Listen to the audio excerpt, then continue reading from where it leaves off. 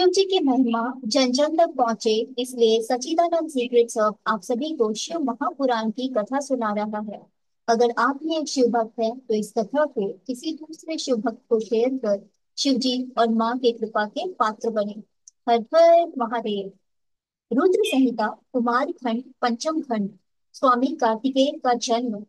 नारद जी ने ब्रह्मा जी से बोला, अब आप मुझे शिव पार्वती के पुत्र कार्तिकेय का जन्म के विषय में बतलाएं। ब्रह्मा जी ने शिव पार्वती का स्मरण करके बताया। जब भगवान सदा से पार्वती के साथ शादी करके आए, तो उन्होंने देवताओं के कार्य को पूर्ण करने की बात सोची। सब गणों को कैलाश पर नियुक्त करके शिव जी पार्वती के साथ निर्जन वन में विहार करने चले गए। वे वहां पर रतिवर्धक शैया बनाकर देवताओं के सहस्त्रों वर्षों तक रमन करते रहे।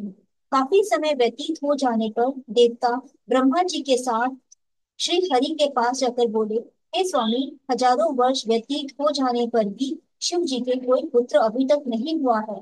विष्णु जी बोले, आप लोग चिंता ना करें, शिव जी के विहार में खलल मत डालो।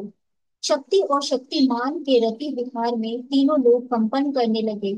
सभी देवता विष्णु जी के साथ भगवान शंकर की शरण में पहुंचकर बाहर खड़े होकर उनकी स्तुति करने लगे। कुछ समय बाद भगवान शिव जी ब्रह्मा जी तथा विष्णु जी को द्वार पर देखकर अति प्रसन्न हुए। देवताओं ने उनकी बार बार स्तुति करके तारकासुर के भय का वर्णन करने लगे। भगवान शिव जी बोले, हे देवताओं, मेरे संकलित वीर को धारण करने की शक्ति किसमें है? इतना कहकर उन्होंने अपना वीर पृथ्वी पर संकलित कर दिया। देवताओं की प्रेरणा से अग्नि ने कबूतर का रूप धारण करके उस वीर का भक्षण कर दिया। उसी समय वहां पर पार्वती आ गई, क्योंकि शिव जी के को द्वार पर से लौटने में देरी हो गई थी। उन्होंने वहां आकर शिव जी के संकलित वीर का दृश्य देखकर क्रोध में भर गई। उन्होंने स्वार्थी देवताओं को श्राप दे दिया कि आज से सभी देवता गण वंध्या बन जाओ।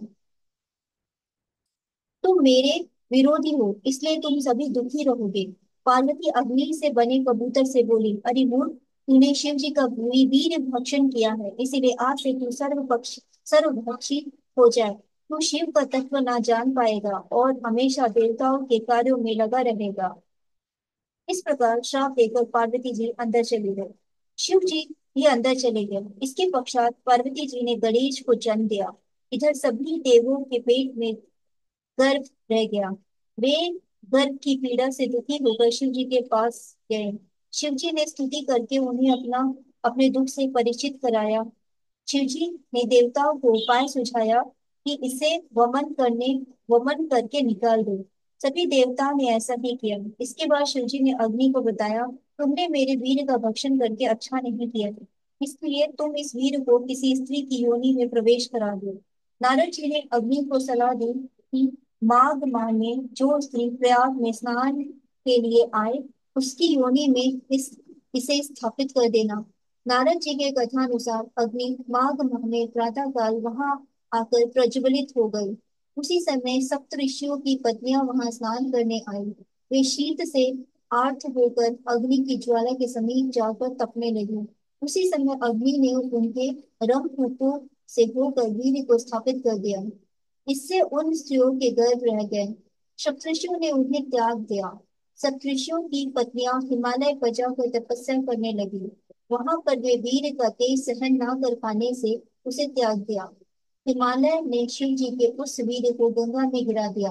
गंगा भी उस वीर का तेज को सहन न कर सकी, तो उन्होंने इस वीर को एक ही सरकांडों के वन में गिरा दिया।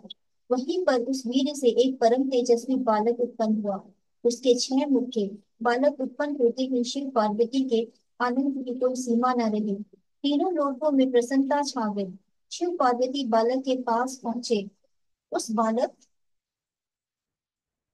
पर फूलों की वर्षा होने लगी। देवताओं ने भी आनंद मनाया। आकाश में धुंधियां बजने लगी। दैत्यों के यहाँ अमंगल होने लगे। हर हर महादेव।